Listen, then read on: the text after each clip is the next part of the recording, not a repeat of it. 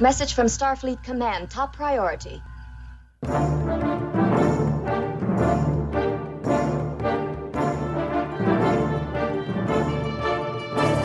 are listening to the TrekRanks podcast, a member of the Tricorder Transmissions Podcast Network. This is episode 156, featuring the top 5 Picard Season 3 moments. Welcome, Star Trek fans. I am Jim Moorhouse, and I'm the host of the TrekRanks podcast, and tonight we are breaking down one of the great seasons in the history of Star Trek. We are doing our top 5 Picard Season 3 moments from the Titan to the G. We got it all covered tonight. And introductions for such a huge topic like this, you know, we've got 3 Starfleet grease monkeys, all dipshits from their particular sectors in the universe, ready to talk Picard with us. First up, hailing from the UK sector for the 13th time, it's a dipshit from the UK, Reliant class, Mr. Carlos Miranda. Carlos. Thank you very much. I've been called worse, Jim, today too. So this is great. I'm gonna drop the dipshit bit right now because our next guest from his 6th overall appearance, coming to us from the USS NCC North Carolina, Mr. Chris Burris. Welcome back, Chris. Thanks, Jim. It's good to be back, and it's a pleasure to be talking about this fantastic season that we just experienced. Oh, my God. Incredible season. And finally, she's back for her 3rd TrekRanks appearance, hailing us from the Texas Expanse on maintenance frequency Delta 99. It's Kim Lawler. Kim, welcome back. Thank you. I'm really excited to be doing this one. Yeah, this one is a big one for sure. Okay, going to be a great show. Let's get started with our quick TrekRanks inspection shakedown. I like structure. I like meter. I like keeping tempo and time, which is why you will probably find this inspection boring. Thank you, Captain Shaw. TrekRanks is all about structure and meter. And the TrekRanks Charter has 2 clauses. We rank Trek so we can have a fun conversation about Star Trek. And 2, the ranks don't matter. We just use them as a framework to have a deep dive conversations about all the things we love about Star Trek. Because as Mr. Spock himself has said, our show is all about infinite diversity in infinite combinations, symbolizing the elements that create truth and beauty. There are no wrong answers at TrekRanks. We love it all, from TOS to TNG, straight through to Enterprise, and the Kelvin timeline, now Discovery, Picard, Strange New Worlds, Short Treks, Lower Decks, and Prodigy. It's all fair game here on the TrekRanks podcast. Black alert. Black alert. And a reminder that this episode of TrekRanks is current through the Star Trek Picard series finale, The Last Generation, a grand total of 883 episodes of Star Trek across the past 56 years. And no films are in play tonight, so we can move along. Hailing frequencies open. Thank you, Mr. Worf. You can hail me directly on Twitter at TrekRanks or at Enterprise Extra. And you can see all our extensive rankings of all the Treks at TrekRanks.com. And don't forget, you can call and leave us a message with your own picks at 609-512-LLAP. That's 609-512-5527. Okay, Carlos, Chris, and Kim, let everyone know how they can get a hold of you on Subspace. Carlos, Double Mac. I'm really active on Twitter, which is now just basically only reserved for Star Trek and really just for Star Trek talk. So find me at Double Mac on Twitter. Chris, how about you? Well, you can find me at Burris CJ on Twitter as well. Perfect. And Kimberly? I'm also on Twitter at CallieND3. Okay, so everyone track those 3 handles down on Twitter, talk some Trek. All right, we are ready to run a diagnostic cycle to get into today's show. Computer, run a level 2 diagnostic. Okay, so we're going to run through the quick TrekRanks matrix that we always use to break down our season recap shows. We're not just picking 5 random items or 5 random episodes. We're kind of breaking it down by category for each round. So here we go. In round 5, we are each going to pick our favorite production design elements. So that can be anything like your favorite ship or a prop or a costume or score or visual effects, anything you want. In round 4, we're going to choose our top performer or actor or creative person behind the scenes. Round 3 is the Dabo Round, the Wildcard Round. Pick anything you want to highlight. Round 2 is all about your favorite character from the season, however you want to define that. your favorite character, and round one is clear. That's your favorite episode of the season. That's what we do here at TrekRanks. So we're going to get into all of that now, but first, we're going to hear our prime directives from everybody to see how they broke down their lists. Do they know about prime directive? They know everything I know, sir. And you're about to know everything we know about our prime directive. So, Carlos, let's start with you. How did you define your prime directive in finalizing your picks this week? You know, I tried to get really clever. I was like, I'm going to go for like kind of esoteric and like things that are a little bit off the beaten path. And every single time I thought about it, and, you know, while I was walking the dog this morning, while I was having coffee, I just came back to, I was telling you, I told you, Jim, that I came back to like kind of meat and potatoes type answers. So I just really went with rather than overthinking it or trying to get too clever, really just unabashedly the thing that would just came to mind first for each of the categories that I just loved. So it was really kind of off the cuff. What do I really, really loved about, you know, this season and each of the categories? All right. Well, that I would think that leads to a lot of nostalgia. So we will see. Chris, how about you? How did you break it down? Well, I just looked at what I really found that impressed me the most for each category. Yeah. And some of them were a bit of a cheat. And I was hoping that the answers that I had wouldn't be duplicated. But if they're duplicated, that's fine, because it just says that we're just on the same wavelength. So that was what I was using for my guidepost on this. Well, A, we love cheating, and B, you never know how it's going to play out if you try to avoid duplicates. So we shall see. Kim, how about you? For my prime directive, I tried to pick something that was most emblematic of the pick that I was making, whether or not it was my favorite episode for it. Yeah. And I also tried really hard not to pick the same episode twice. So that was going to be my prime directive. But like any good captain, I have to break that once. Oh my God, that's so funny. So I normally do that. That's normally the driver of my season picks. I'm going to preview you guys right now. I only pick 3 episodes out of my 5 picks, which I never do on these recap shows, because I usually try to keep it super broad and cover as much ground as I can. But kind of like you, Carlos, I started thinking in that way, and I was like, no, I want to talk about this. I want to talk about this. Oh, and it's related to that. Well, too bad. I'm going to talk about it twice. So I'm a little more narrow than I have been previously. And then I'll also preview and say, I thought I might be. Like, mine's not that nostalgic, right? This for a season that's really about the reunion of our favorites from TNG. My picks don't necessarily reflect that, so it'll be interesting. Oh, and of course, I always try to avoid repeats from previous season recap shows. So season 1 to season 2, I avoided some of the things that I picked there. So Jean-Luc, I'm not picking you again. Okay, I think we're ready to have third Ramadacon introduce us to the order of things. I am a Jem'Hadar.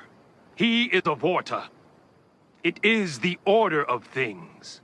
Thank you, third Ramadacon. As always, everyone will start with their 5-word summary and a hashtag to tease their pick. Then we'll each reveal our Picard Season 3 moment and the reasons we're highlighting it. And of course, when appropriate, everyone will pick an episode to associate with that pick. And after getting through 5 rounds of picks, we'll then get a few secondary system selections from everyone. And remember, if we have any duplicate picks, there's got to be some duplicates tonight with 4 of us. Make sure you listen for the Defiant Torpedoes. Okay, Carlos, we're going to start with you. What's your number 5 pick for your top 5 Picard Season 3 moments, round 5 production design element? Okay, so my number 5 pick, my 5 words and a hashtag are 5 words: permission to come aboard, Captain. And my hashtag is come fly with me. And the production design element, so I'm a nut for all things kind of Starfleet aesthetic. I love everything to do with Starfleet, particularly Starfleet hardware. So I'm going to kind of cheat a little bit and just pick all of the new like ships that we got this season. And I'm not necessarily talking about the Star Trek Online ones, the ones that we've seen before. I'm talking about really kind of the new designs that were introduced in Picard Season 3. There was quite a bit of them, but really, obviously talking about the Titan and kind of that Neo-Constitution class, the Intrepid, and really the Helios, the Phoenix class that Beverly and Jack are on at the beginning. And I just, honestly, I think the designs are gorgeous. They are a beautiful evolution of late 21st century Starfleet design. And I was just really here for it. I loved the fact that there were so many like familiar lines and design elements in all of those ships, yet they were all new and different. I loved the fact that they were designed, especially the Titan and the Intrepid, by Bill Krause, who is, as many of us know on Twitter, he was just a model maker who was a huge fan of the show. And they got in touch with him because he had been designing his own starships for a long time. And I love that kind of origin story of a lot of these ships. And I was just here for it. And the shuttles looked great. So really, all in all, that kind of hardware and ships is just, I couldn't be happier with what they did in the show. I love it. I love that you mentioned the Helios, because that ship is so cool. I mean, how much do you just want to just get in the Helios and just tool aroround the galaxy? Oh my God. 100%. I love that. 100%. And the Bill Krause thing is still like mind blowing that the guy is now, he's an enterprise. He created an enterprise. It's unbelievable. So cool. Chris, Kim, any thoughts on this one? I'll just chime in and agree with the picks for the ships, because especially after the end of the first season, when we got the cookie cutter Starfleet ships, right, in the battle, and in Arcadia, you go. Yeah, it just did not work. And it was like they just did a cut and paste. But season 2, and especially season 3, you had distinctive looking ships that you could tell were all Starfleet ships just by their design. And it was fantastic. So total agreement here. Yeah, they definitely ran out of time and money at the end of season 1 on that. Kim. Yeah, and I think the Titan was a redress of the Stargazer, or was that the other way around? Yeah, no, yeah. But I didn't think about that during the season. It really became the Titan's bridge. And I liked the corridors, even though they only had a few. I liked the sick bay. I thought the Helios was neat. Like as they moved around on that ship and had all the scenes on there, I was trying to visualize like how it was laid out. And so I thought that was a neat set too. That's so cool. Oh, so we almost forgot to get the episode. What do you got, Carlos? I'm going to go with Imposters, episode 5, just because of that one shot where the Intrepid after what I'm talking about, rogue ramps. So good. So incredible. I was talking to a friend of mine. I mean, we've all said this on Twitter, and you see it like between the music and the lighting. Like, I mean, that ship looked angry. How they managed to do that was incredible. Right. The ship looked angry. And so I just, obviously, we have the ships in every single episode, but just for that one shot of the Intrepid kind of turning itself back on and coming back up to fight the Titan was just phenomenal. That was definitely an oh crap moment. Yeah. It was so good. Definitely was. Okay, Chris, what is your production design element? Okay, this is one of my cheats, but I hope that you'll understand why. And my 5 words are, it's all a bit familiar, and the hashtag is musical gems with deep cuts. And this was related to all the visual and audio callbacks at the Fleet Museum from the episode The Bounty. First of all, it was just great to see all of those ships and the original space dock in high definition.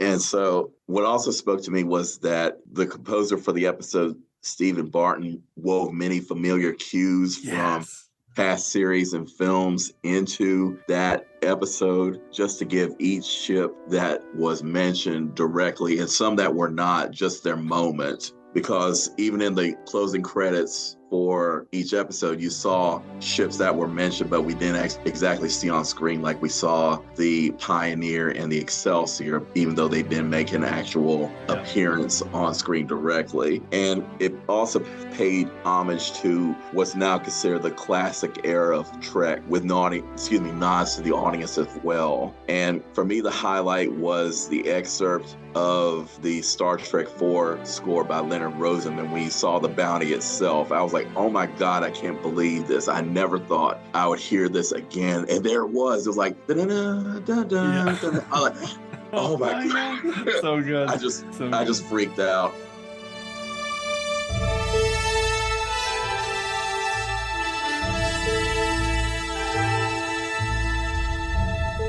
And seeing Voyager again, the Enterprise A, it was just like, holy crap. This is just a moment that this is a true love letter to the fans, as well as everyone who's followed Star Trek up to this point in time. It was just great. And this is one of the best cheats ever, because you're basically picking the visuals and the music cues that went along with them, which is so great. So we could talk about Stephen Barton and the work he did. Incredible. When you actually realize that the ship. This episode's called The Bounty because they're going to the HMS Bounty and going to steal a cloak. Mind-blowing. The scene with Seven talking about Voyager, mind-blowing. All those ships. I was so happy to hear the Voyager theme a couple of times this season. I was like, oh, this is just such a wonderful little like callback. Because yes, we're here for Picard, and so that means most of the Next Generation characters and stuff, but it was just like, oh, this is great. And I had read at first, I think that the episode was going to be called Bounty, so I assumed that it was about Vadic chasing Jack as a bounty because she was a bounty hunter. It was like, oh my gosh, they mean the actual ship. Yeah. And so the musical cues going along with all the visuals was just wonderful. Yeah, I was the same. 100%. And I think the Voyager has never looked so beautiful. The hero shot of what Voyager is just on the Titan's view screen, and as Kim said, the music playing and Seven's speech, like it just like it was fan service and it was nostalgia turned to 1,000, but done so beautifully. It might be it's definitely one of my top 5 favorite moments from the entire series, from the entire season, and I think that's saying a lot. Mm-hmm. For sure. Incredible. I mean, this is an awesome pick, Chris. Such a great way to tie in Stephen Barton in case nobody else picks him. Okay, Kim, what is your production design choice? This is amazing. Okay, so for production design, my 5 words are saving the Federation in style, # the jackets are a vibe. And my pick is the jackets that were designed by Michael Crow all season. There were multiple variations of them, and I thought they all looked really cool and on point. We started off, I think, in the beginning, Jack Crusher kind of had his like leather suede jacket, the brown one, kind of looked Han Solo-ish. I mean, he's supposed to be like all roguey, and that was a cool look. Beverly had the Wrath of Khan style jacket, right, with the wide lapel that was a little bit textured. And so that seemed very throwback. And then the main jacket that got introduced was the leather jackets, the field jackets that everybody adopted by the middle of it. And so the episode that I picked was Dominion, which is not my favorite episode of the season, but that's when Shaw and Geordi and Seven, then they all started to get the action jackets. And I just thought the contrast to like what Picard had in season 5 and 6 and 7 in Next Gen, when it was just such a weird little like costume element. Like these are great. And I thought they looked really cool. So that's my pick. Such a good pick. And picking Dominion is brilliant because that is all of a sudden like they all have them, which, when you see Terry Matalas, the showrunner, talk about some of the behind the scenes, they just kind of realized as they were going, oh yeah, everybody wants these. These are great. Everybody should be wearing these. They're so good. I like the way Rafi, I was going to say, so good. And Rafi's look of the leather jacket and also like the gun holster around, but it's like the cowboy like style where it has the strap around the thigh. You know what I'm talking about? Like they all looked great, but I think Rafi in particular just pulled off. She has the swagger and like the holster. She just looked fabulous. It was definitely a good look for her. Yeah, correct. Absolutely. She looked, just the silhouette too, it was just a great look and something that we hadn't really seen in a Star Trek episode before, but it worked. I liked also how the rank pips were vertical. I thought it's such like a nice little change on, TNG rank pips, and I loved them. Yeah. Perfect. Well, awesome pick because it was just such a staple of the season. Those jackets, it really stood out. I love that we are covering a lot of ground here. This is awesome. Okay, for my production design pick, I'm going pretty narrow, similar to your pick, Carlos. I'm actually picking. Well, let me do my 5 words and a hashtag. Dipshit from Chicago, hot wires nacelles, hashtag good call. And it's the Titans nacelles just opening up at the conclusion of this no-win scenario setup. And I mean, my pick's really the Titan. I thought someone else might pick it. It's just amazing, incredible ship. I loved it from the get-go. But I really wanted to highlight this moment because this is when I fell in love with the ship. I loved it from the beginning, but in no-win scenario, when they've talked about it being kind of a little bit more of an old school, heavy lift kind of freighter type of ship, and when they're talking about they need to catch the wave of this energy out of the nebula, but only if, you get some old school jury rigging of the nacelles behind Grease Monkey Captain Shaw. Normally in this kind of thing in Star Trek, it's some technobabble, push a few buttons, visual effects light up, and you fixed it, and you're all set to go. But when he's working on it, and by the way, in the midst of all this changing reveal and all the drama between Seven and Shaw, and everyone's assuming they're going to die, and then when he's done with the reconfiguration and they actually show the nacelles opening up, and you can actually see them capturing energy and channeling it to the warp core, and you can picture all this in your head as a workaround from the Bassard collectors. I was just absolutely floored by that moment at the end of a epic episode. The visual effects are incredible once it does catch the wave. And, just beyond the general awesomeness of the Titan, aka the Enterprise G, I just love how cool the cells opening up and the design elements that went into that from this production team. Carlos, what's your take? Oh my God, I completely agree. And it was also that the entire sequence that you're referring to, leading up to the nacelles opening up, the tension, the music, the changeling, it was just wonderful. And I mean, I highlighted kind of new Starfleet hardware and ships, and obviously the Titan is front and center in terms of my pick as well. So it's a great pick and it's a great ship. I will shout out that one of my favorite details of the ship are the impulse engines, because they look so stacked in compared to like the very thin nacelle, and it just works beautifully. So I'm here for all the engines on the Titan, Jim. Love it. And so my episode is obviously no win scenario. I don't think I actually said that. Chris, what's your take on this? Well, first of all, I can't wait for the hallmark ornament of the Titan / Enterprise G to come out. Seriously. And second, just the fact, like you were saying, Jim, that there was a more tangible feel for not only when Shaw was actually doing the work to open up the nacelles, but also just to see the nacelles open up too, because in past Treks, you would have just seen like a quick visual of like stock footage from a model or a CG version, a new lighting of the energy just going in. But just seeing the nacelles open up, that was like a very cool moment. So yeah, totally. I liked it too.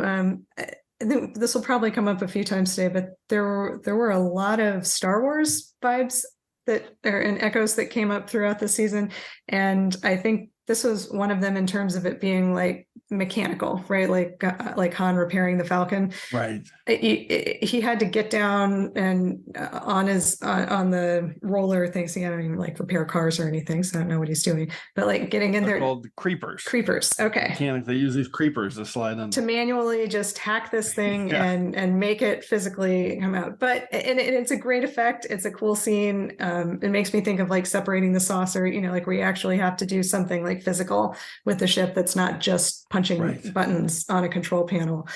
So great pick. I like that one. I like that. That's a good shout. I never would have made that connection to the Millennium Falcon. That's cool. Okay, round 4. Here we go. Who, Carlos, is your round 4 pick for your creative or behind the scenes talent or actor or whoever? All right. This one was a tough one. I think this was the toughest one for me, actually. My 5 words are: computer, initiate systems reactivation procedures. # I'll be there for you. And this is a major cheat for me, but it's, anything goes, right, Jim? I'm going to pick for my creative person the fact that Dave Blass, as in the production designer for Star Trek Picard seasons 2 and 3, brought back what I consider to be kind of the Avengers of behind the scenes Star Trek. And I think for my pick for creative person, it's just really going to be this like the pool of old school Berman era behind the scenes talent that he brought back to make Picard seasons 2 and 3, particularly season 3, feel like an evolution of Berman era Trek. And so it's the fact that he brought back Mike and Dennis Okuda, Matt Curry, Jim Martin, Doug Drexler, kind of all of those guys and gals to come back and work on the show and make it look the way it is. And I just couldn't pick one. So I just thought Dave assembled the Avengers and it shows on the screen. Awesome. And I really feel like they didn't need to go as hard as they did. And they just brought it, and they brought it hard. And you can see the love, the passion, the hard work is on the screen. And obviously, there's a whole lot of other people that worked on the show, but just the fact that it was those people that I grew up, because the only thing that I love more than Star Trek is behind the scenes Star Trek. And so I grew up loving and reading every behind the scenes book that I could find. So people like Mike and Denise Okuda all of those people I idolized. So the fact that they're all back just to me was a thing of beauty. And they didn't need to go as hard as they did, but they did.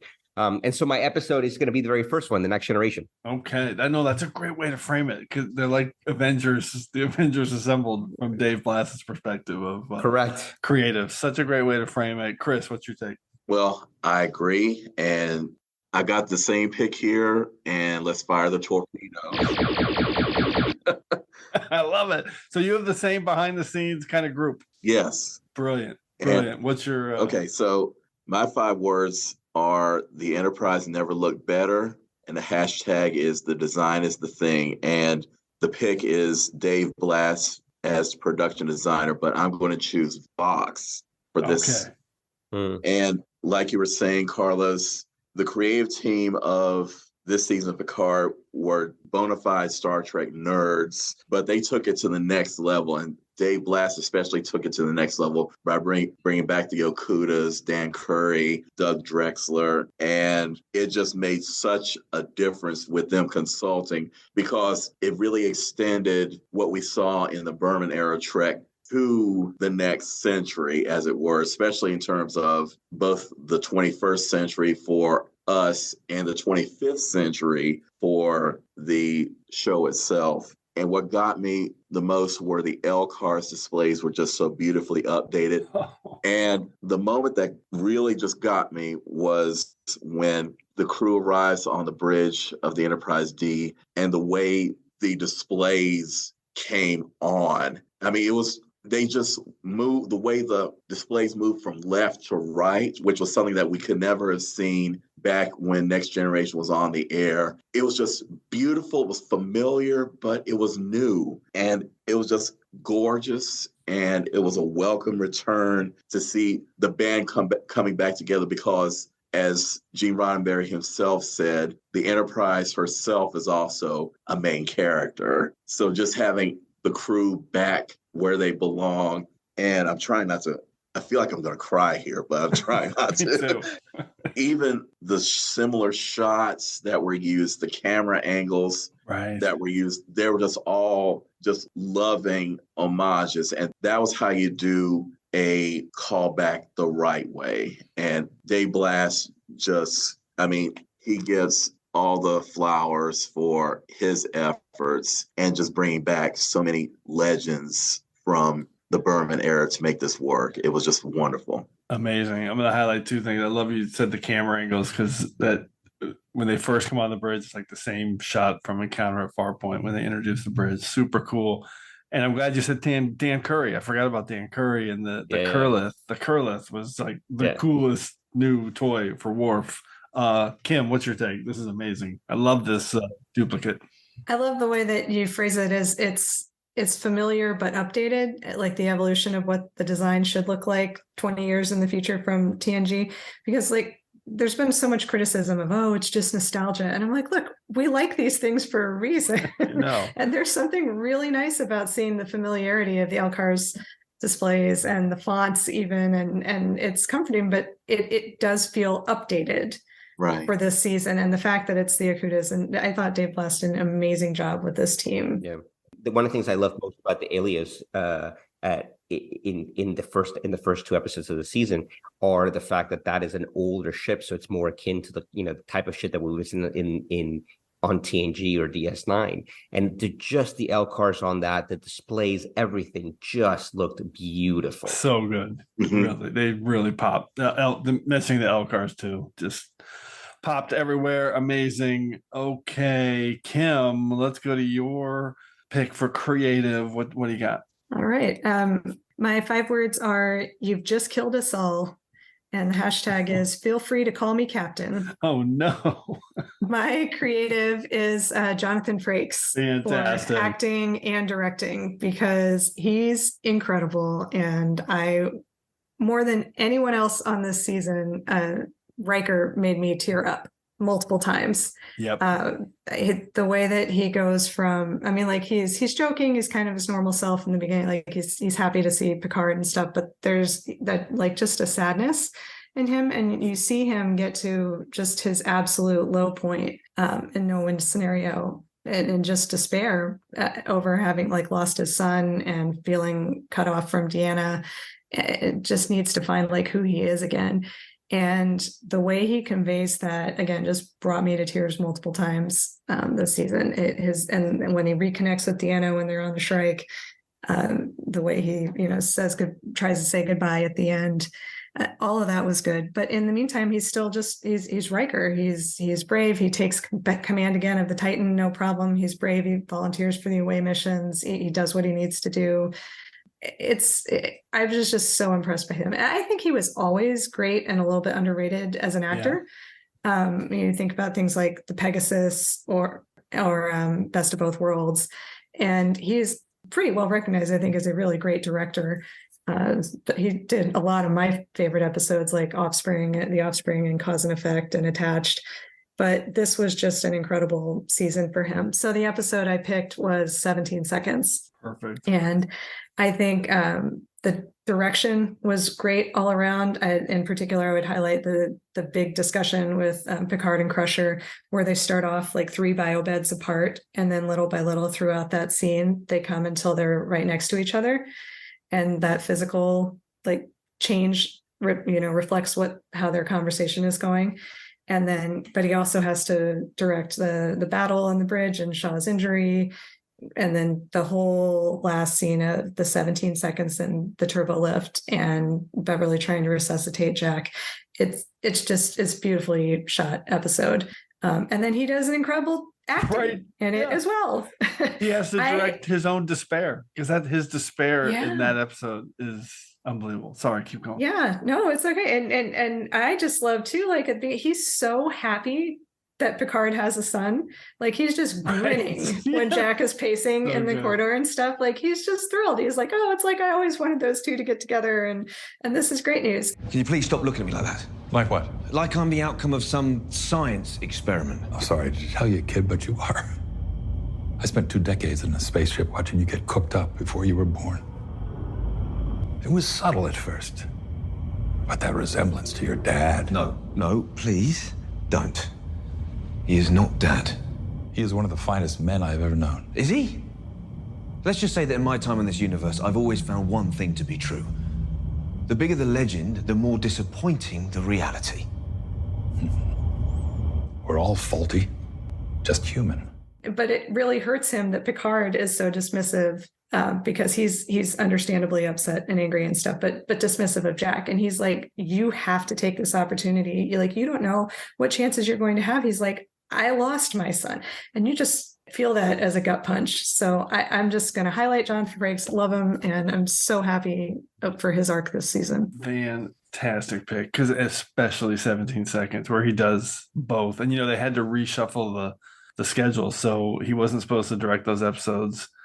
And they have to do it. Yeah, they had to move him up in this calendar. And they're like, it's a heavy lift because you're at the core of these episodes. And man, did he ever pull it off with that. And no win scenario, incredible. His Riker's despair, or I should say Frakes' acting in those scenes is impeccable. Carlos. But also I completely agree. I love Commander Riker. I love Frakes. And it just also like he just seemed to be having a ball, like completely on all behind the scenes stuff. He's like laughing the hardest. He was there and I read something that he like ran over as soon as the bridge was the Enterprise D bridge was done, and he like crashed several photo shoots, and then he like got into a bunch of them because he was just so excited to be there. It just seems like he was having a ball, and it just really, his enthusiasm and energy for all things Star Trek is so infectious, and you see it in the way he directs, and you really see it in his acting. He's never been better, ever. Jonathan Frakes was just amazing. It was like he just came back into the role of Riker as though he had never left since Nemesis, which was well over 20 years ago in relative time.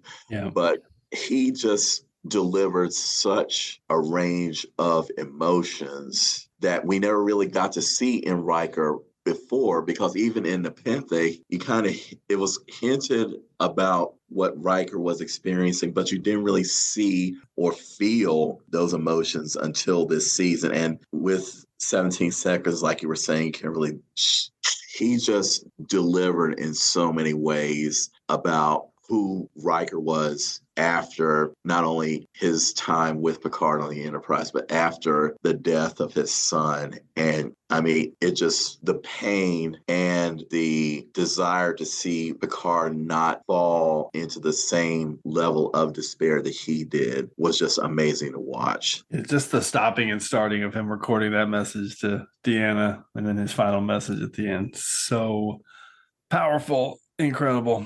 Okay, let's keep going. We'll close out creative, the round 4 with my pick. And we are going to have incredibly 8 episodes covered after 8 picks, which is truly unbelievable. I did not think that was going to happen, especially with me kind of doubling up on some.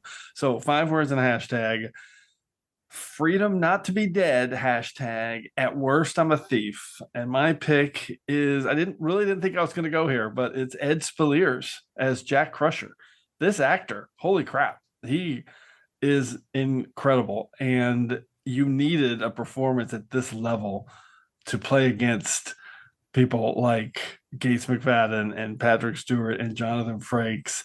And I was blown away by this character, because he has to establish himself as kind of this, I don't want to say unlikable, but like charming rogue that's going to double cross you. But you had to kind of like him, and you had to empathize with him a little bit. But he's still kind of a vagabond and on his own. He's bribing Fenris Rangers with weapons so that he can do good things. He's got loyalty to his mother. It's just the whole thing. His transformation through the season was really, really, really impressive, all the way to Vox and all the way to that incredible reveal of him as actually the son of Locutus in The Last Generation. It just blew me away. And I picked Disengage because the first scene between him and Picard is unbelievable. That is a masterclass in acting on both sides, and the fact that this guy pulled that off and did it with Patrick Stewart to literally be the guy to say, with the "Who is your father? I never had one," and also to point at Beverly and say, "Who do you think taught me all this? The things you're criticizing me for, I learned from my mother, and you don't know anything about her the last 20 years." But we both know that Beverly would never permit this. Who do you think taught me all this? When she's not behind me kicking my ass, she's right beside me. Equal partners, trying to do some good in a goodless, imperfect universe. That's how I know you're lying. But because you know her so well. When was the last time you even spoke to my mother? Ask yourself, is there anybody you know who is still the person you knew? Or have you planted roots in your vineyard while everybody else moved on? Who is your father? I never had one. Incredible. Absolutely pulled it off. Love this actor. I'm a little worried that if we do ever get some more Star Trek, this guy's not going to be available. Hell, he could be the next James Bond or something. For all I know, this guy is really good. I think people are going to be figuring that out pretty quick. Look, if handing me over to Vadic buys my mother a future, then so be it. Especially if it puts an end to this conversation. Kim, I heard you laughing. What's your take? I've got to save a little bit of what I want to say on this. I completely agree with you. I'm just absolutely blown away by this actor. I don't know. There was a lot of criticism. I mean, ridiculous internet criticism at the beginning. They're like, well, he's so much older than the character. And I'm like, look, he's acting. That's the whole point. Like, he's acting. And he managed to pull off acting like he was younger. He did seem like a young Picard. He also seemed like a mix of them. And so for the actor to pull off all the emotions that he did this season, and again, and not only against like Patrick Stewart, Jonathan Frakes, Gates McFadden, like you said, also Amanda Plummer. That was pretty incredible. Oh yeah, he had to go against her too. Yeah, and Surrender. So good. So so no, I think he's I had never heard of him before, and I thought he was an incredible actor. Yep. Well, it's funny because the moment my wife has not seen it yet. And I'm going to rewatch the season with her. And Jim knows that my wife is the biggest non-Trekkie that she knows so much about Star Trek. It's actually hilarious, right? Just because we've been together for so long. And you know, she walked by me watching an episode or rewatching an episode, and she goes, "Oh, isn't that the guy from Downton Abbey?" And in truth, he was like, he used to be in Downton Abbey when, you know, we live in the UK, so obviously like he was everywhere during that season. So she immediately was like, "Oh yeah, he was in Downton Abbey." But I think the thing I loved most about him is that he had that like vagabond kind of swagger that just really worked. Like he wasn't a dickhead, but he was just like, he just had that little bit of like Han Solo roguish charm, and he just pulled it off. And I agree with you. He's a great actor. He went against everybody, but his kind of swagger, you know, it wasn't too much, it wasn't too little, it was just the right amount. I just you know, you really warmed to him immediately. And it's exactly that point, because you have to get the balance of that just right. Correct. So that you can play every side of it and people don't dislike you. So and that they believe you. Chris? Just the way that Jack Crusher and Ed Speleers held his own on screen was absolutely commendable, because he did so much with the 10 episodes that he was in that it almost felt like he was a part of the larger story from 1987 forwards almost. It was like he was there, but we just met him for the first time, and his performance was outstanding. And given the caliber of actors and story that he was given, he really held his own and just made the part his own. That's exactly why he was so good. He felt like he'd been there the whole time. Incredible. Okay, I'm excited about the Dabo round. Let's do it. Round 3. Dabo! Carlos, what do you got? All right. So I did say that my last one was the hardest, but I think maybe this one was the hardest because I had like literally 47 different things that I could think of, right? And this is what happens when you don't give me structure, Jim. But I did pick one. So here we go. 5 words. 1 to beam up Enterprise and hashtag fly away.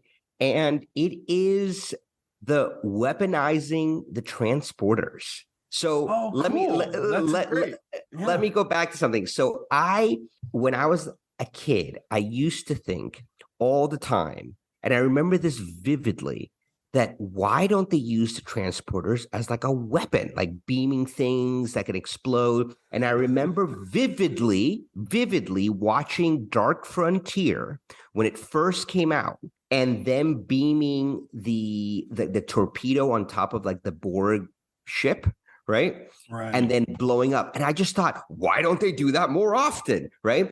And so I've always in the back of our mind have always thought as like, why hasn't someone figured out, like, I used to think about like a transporter virus, like it put a virus in the transporters and then all of a sudden everybody that goes to transporter gets that virus. So that was something that was kind of always in the back of my mind.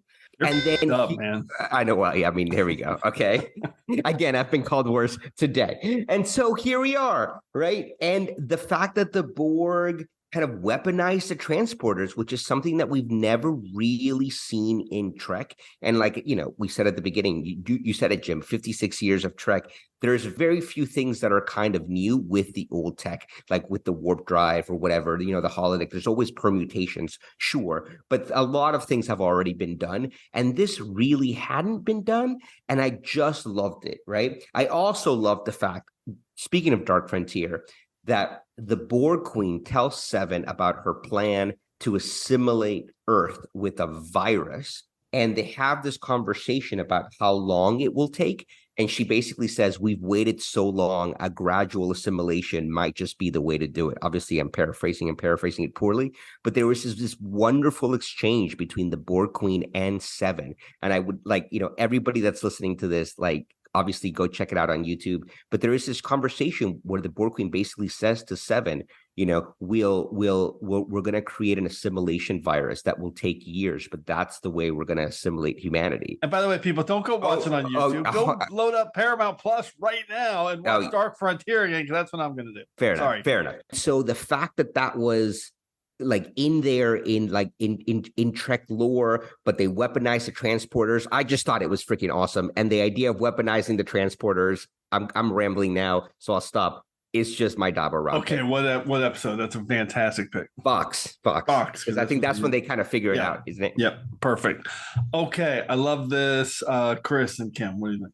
Well, agreed about the virus that was used with the transporters as a delivery mechanism, because again, like you were saying, Carlos, that's something that we had not really seen in Trek before. It was hinted at in Dark Frontier, but we really didn't see the actual harvest of that idea until now. And it also showed an element of evolution, because it was like sometimes the Borg can be like the Daleks in Doctor Who, like, oh, well, it's the Daleks again, big whoop. But this time, the Borg did emerge as a viable threat. Again, going back to Q Who, when it was like, oh my gosh, how are they going to stop this force of unbeatable bionic zombies, to borrow a phrase from Lily Sloan. But when you have this type of assimilation that isn't a direct assault, that made it much more menacing. So it was a very good change in what we knew about what the Borg was supposed to be about. And I do think like the weaponizing of the transporters, like, yes, it is creepy, it is menacing, and it really was previewed early on by Jack's vision of all the vines, like people beaming on and off, and then Rose paranoia, and you're like, oh shoot, like maybe it is right to be afraid of the transporters. And I'm glad they followed up on that later and had Beverly figure out how that worked. Yeah, that's amazing.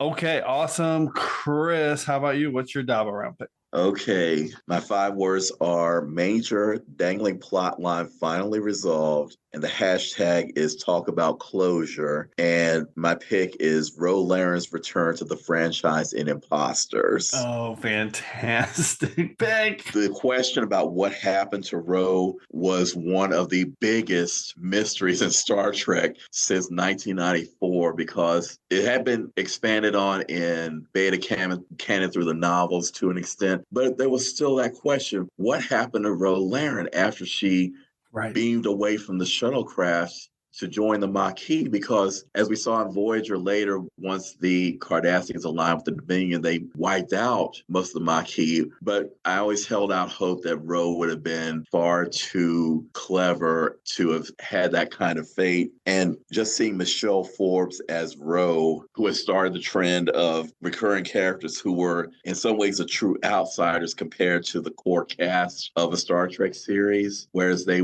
didn't quite fit, but they were still amazing to watch in their own way. And she really started a lot of that trend where there were so many characters who came along that made an impact within the greater story. And I wanted to highlight the scene in the holodeck version of 10 Forward Avenue between Patrick Stewart and Michelle Forbes, because as it's been said about master classes in acting, this one was just one of the most intense moments of any Star Trek series, because of that history that they had between each other as characters, and their relationship just made it so personal and visceral because both characters were hurting, and you could tell that the hurt was coming out in those performances, even though they had not had the chance to interact before then, but it all came back. And it really felt like a real world kind of encounter with someone who you hadn't seen for years, but there was still a little bit of beef between you. And it was just a beautiful scene of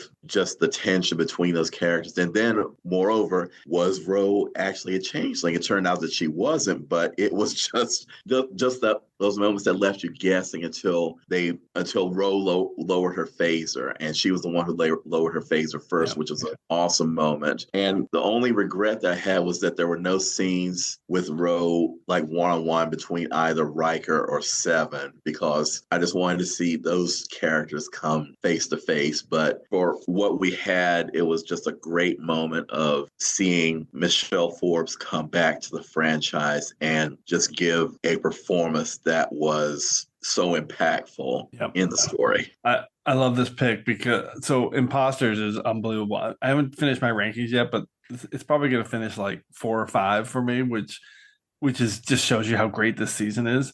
And I'm going to quickly jump ahead here, Kim. So we're going to come back to you in a second because I had the exact same pick for my Dabo round because I wanted to highlight this whole episode and Ro Laren. Woo-hoo. So 5 words and a hashtag. Get your bullshit stories straight. Hashtag I do see you, everything. And yeah, it's this whole episode. It's Ro Laren. It's everything you just talked about, Chris. Exactly, almost word for word with my thinking on this. To see them, how clever is it? First of all, you get to see this continuation of preemptive strike that everybody kind of wanted, but you really deep down thought, okay, we're never going to see a follow-up to that incredible story and the incredible relationship between those two characters. And then all of a sudden you realize, oh, we are getting it. We're getting it.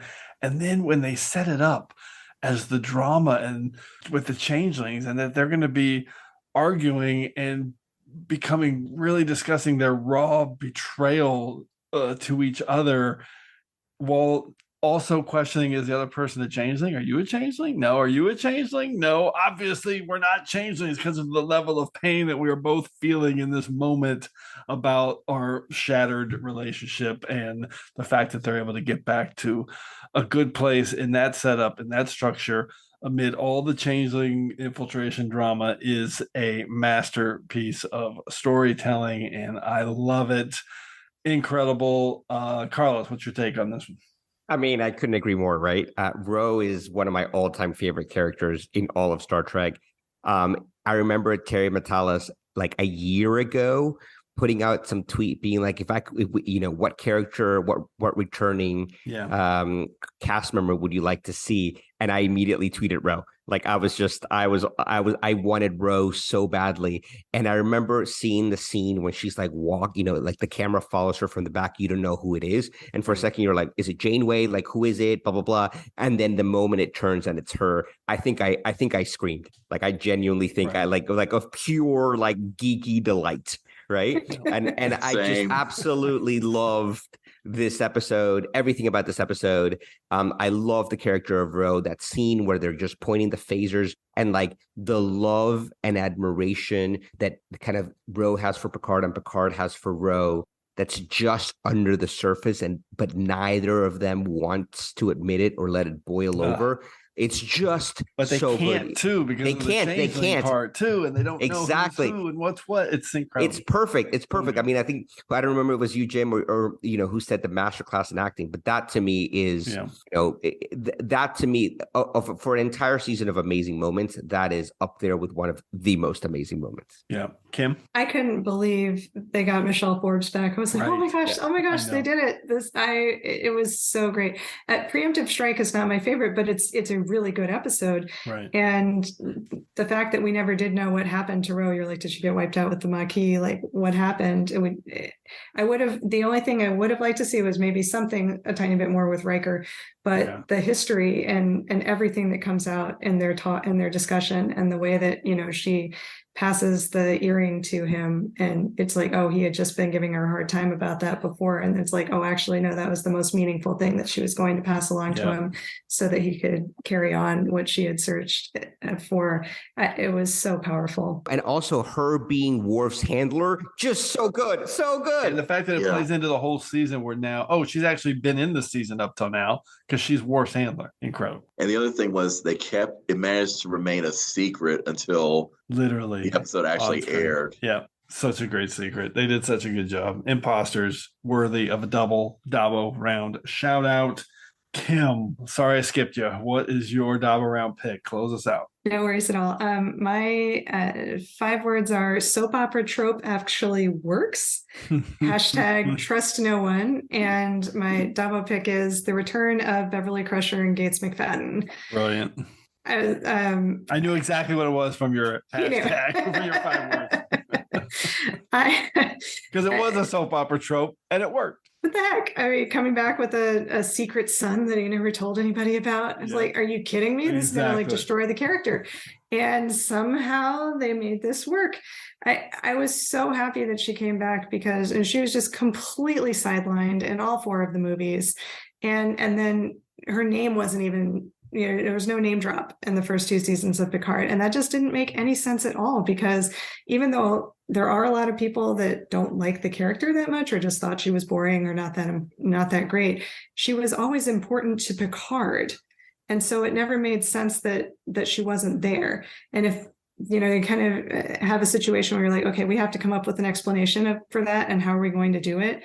And this was it. And to do it and have it actually make sense, and you buy it in that really intense discussion with Picard and Crusher in sickbay when it may have been the wrong decision to never have told him that they had a son, but you understood her fear and the kind of the panicked reaction and stuff that she had to it, and why she felt like she had to protect Jack because she didn't know if she could protect the son of Jean-Luc Picard. And she was right that he would have been a target, right? I mean, in the end, it doesn't mean that she shouldn't have told him, but it made her rationale understandable, I think, sympathetic. And it was so great to see her come back and do some justice to the character where her arc was actually going to be meaningful to the entire season of the show. And I think she pulled it off. And you got to see her being a really good doctor. She got to do a lot of science. She was doing alien autopsies on the changelings. She figured out their physiology. She's working with Geordi and Data. She figured out like what was wrong with Shaw. And so this was my episode pick. It was a repeat one. I had to pick 17 seconds for her also because she's using like frontier medicine, right?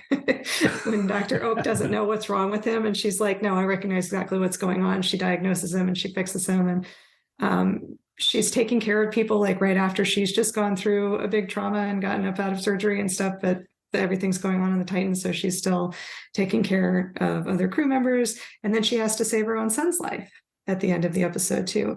And I think there is a lot of depth. There's some low moments too, but you get a really fully realized character this season and see why she should never have been away in the first place. I'm so glad Gates McFadden got this opportunity. I was really happy to see Beverly back. Nailed it. I could not agree more. And I'll just say I love the word depth because they just gave her so much depth in this season. And two things stand out for me. Really, the beginning and the end, now that I think about it.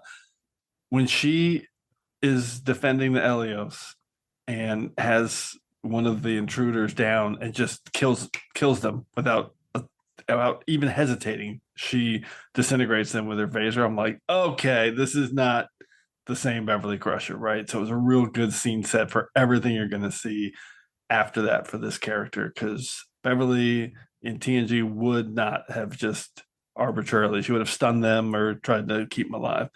And then the ending when, because every episode, it was always a thing like, man, I'm buying it. I see where they're going and I'm in that, but it was still hard to kind of cope with her decision to do that and cut everybody out and just how that was framed. But that by the end, when Picard says you did everything right, you protected Jack, you put him first, that was your prerogative to do that, and I support it. And I love that moment, so that she's a mother that can make the decision that she wants is best for her and forget about all that other things that people might say about it. So, and that's the only time in the season that she cried. Yeah, like the whole time she was just retreating into herself and never accepted like much comfort at all.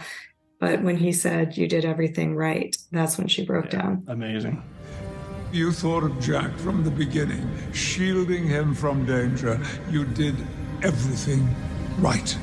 Beverly Crusher really got her due in this entire season because, like you were saying, Kimberly, there was so much that she was basically sidelined for the films, and she didn't have much to really do except provide like exposition and so forth. But this was the season where you saw how 20 years can have such an impact on a person as well as the character, because from the get-go, Beverly Crusher is still a doctor, but she's not afraid to fire a phaser. And seeing her really take charge to defend herself and her son from the beginning in The Next Generation to just everything that she did in 17 seconds and the contributions that she made for advancing the overall story, it really brought her into a more central role in the plot. And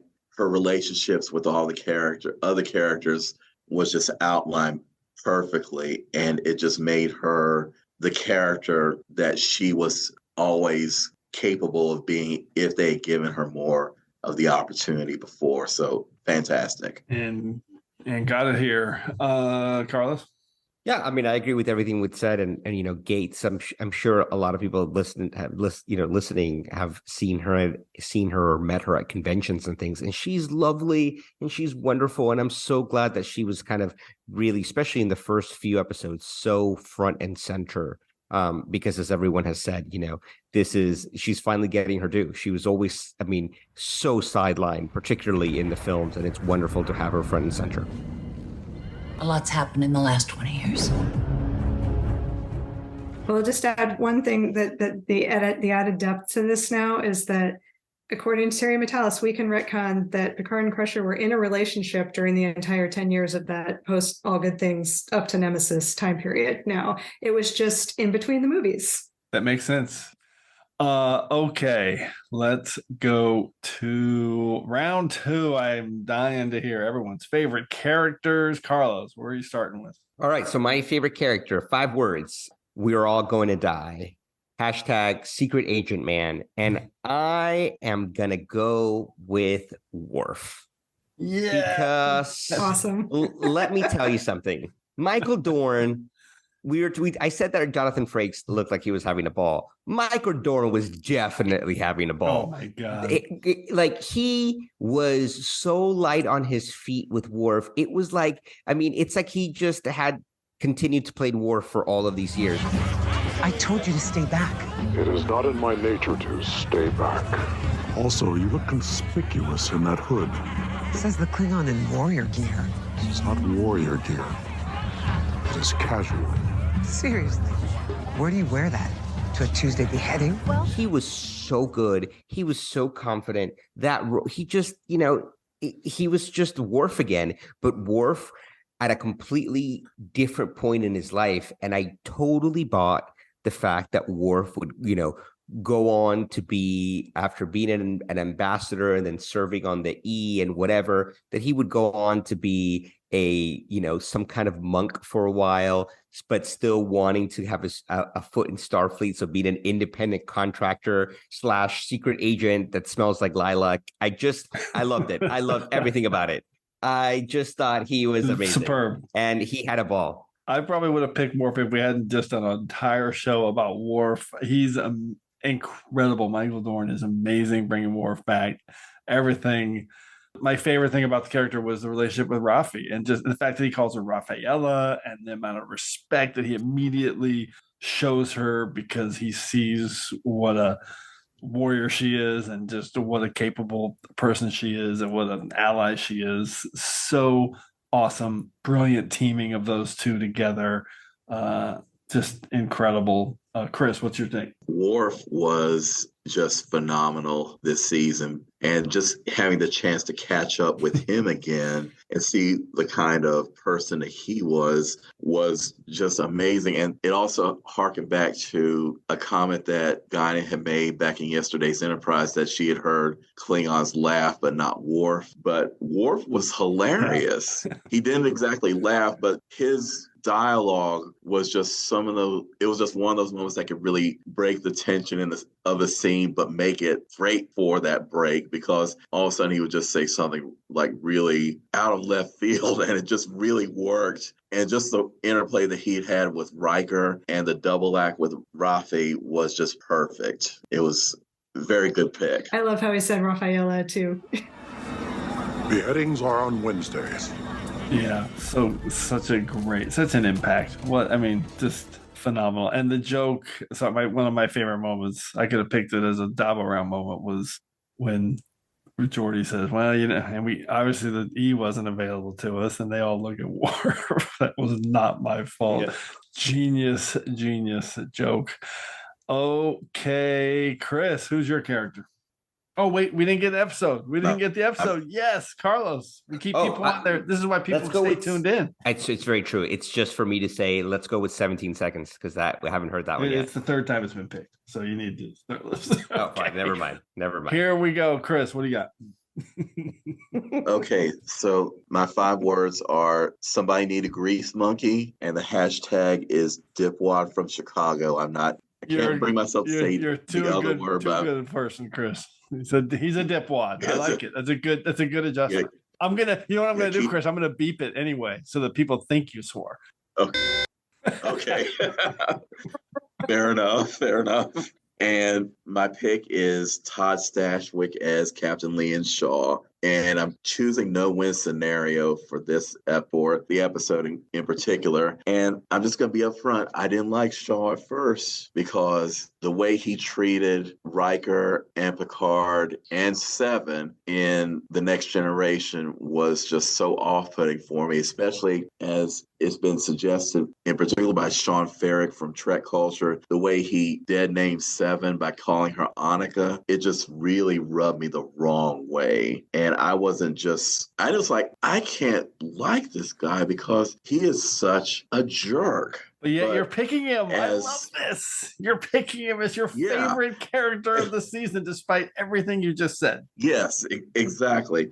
And so skipping ahead to no-win scenario, when Picard was in the 10 Ford Avenue program and Shaw comes in and just chews Picard out for his role as Locutus at Wolf 359, and what happened to his ship and how he survived when so many of his crewmates did not, especially the officer who told him to go to the escape pod.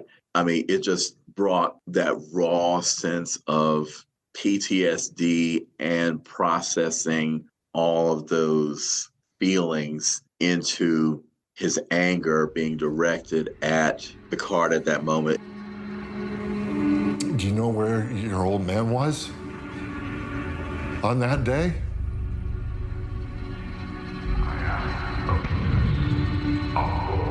He was on that Borg cube, setting the world on fire! Forget about all that weird shit of the Stargazer. The real Borg are still out there, and they have a name for you. Locutus of Borg.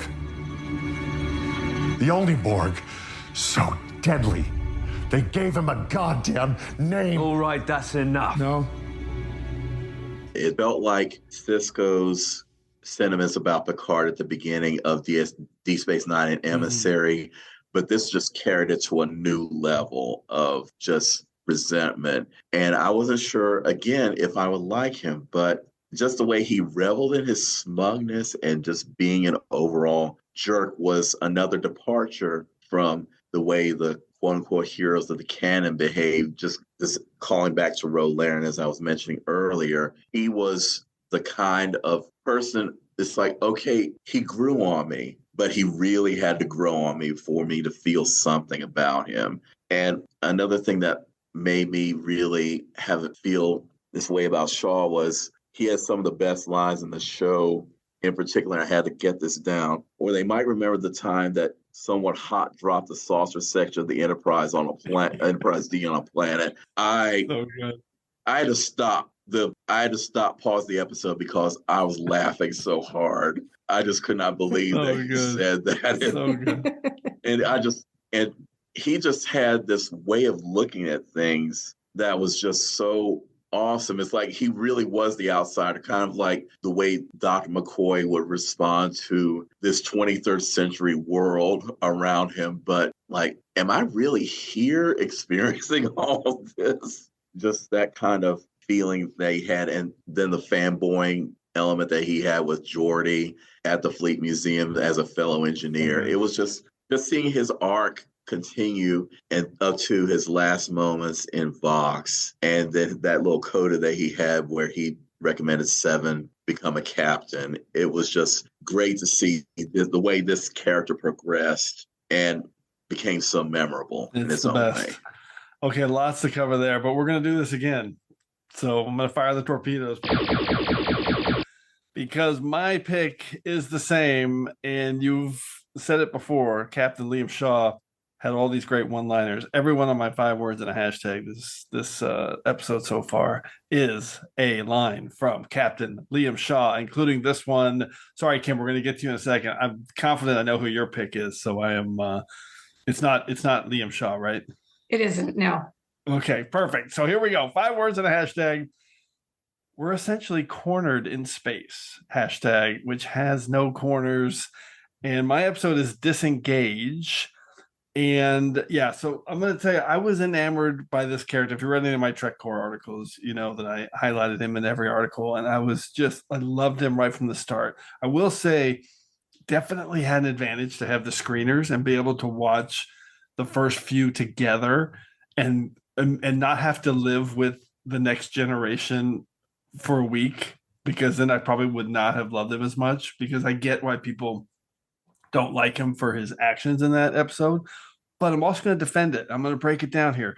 So from the very start, he actually tells you everything you need to know about him in that first dinner scene where everybody hates him. So he knows right away that Picard and Riker and Seven are playing him for a fool. So he works it back at them. He's rude. He tells them no, while also telling them right to their face. He actually says, I love you guys. I really do. And he means it. So but I'm not down for this. And I'm not going to let you guys railroad me on this ship, because the thing about Shaw is he's smart and he doesn't want to die. And he definitely doesn't want to do any extra work. He just likes everything structured. He doesn't want to have anything out of left field approaching him. He just wants to keep it all straight and narrow. And I just love that. So I love that moment in The Next Generation, because he does tell him in that scene, I love you guys, but no, I'm not doing it. I know what you guys are doing. He doesn't call him out on it, but he's being his way of calling them out on it is being rude to them. So, okay. So this is one of the crazy responses to him from some of the things I saw from people, was that he was incompetent, or that he had an ego, or that he was a coward.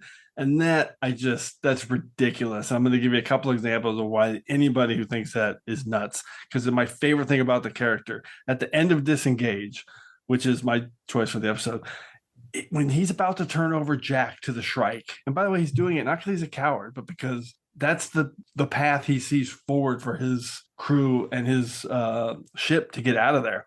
When Picard issues the Admiral orders as he's taken over, Shaw just looks at him and goes, what are you doing, man? And as soon as Picard said, he's my son, not 1 second of hesitation. Shaw, frustrated, the way probably I would be in my personality, he just rolls his eyes. He's pissed. But here's what he says. God damn it. Tactical, full power to forward shields. The forwards get ready to fly. Stand by to execute commands. Whatever happens next, Admiral, that's on you. I love that moment so much. The guy is so competent. He's such a great leader. He knows exactly how to turn it on when he needs to. And the same thing, the ego. Are you kidding me? As soon as he gets hurt in 17 seconds, he's got no ego to keep command of his ship. as soon as he's hurt and incapacitated, he looks at Riker and like, you got us into this. You're getting us out. This is the best option.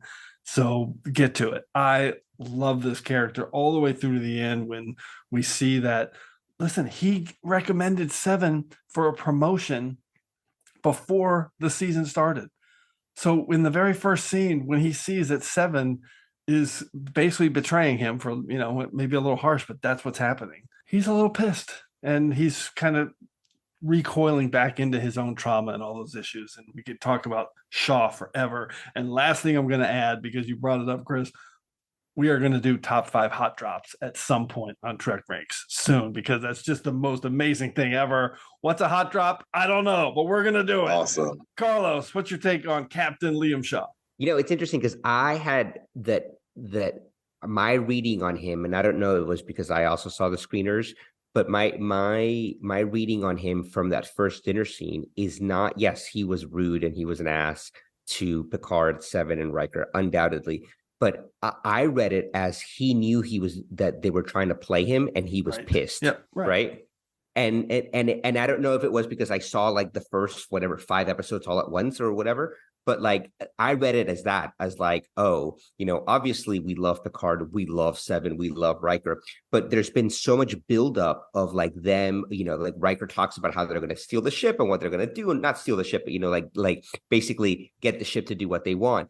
And for the first time, we get a captain that's like, oh, no, I see right through this. I know what you're trying to do, and I'm angry about it. And so, no. So, yes, there's a couple of other things, that really make him an ass, calling her Commander Hansen rather than Seven and things like that.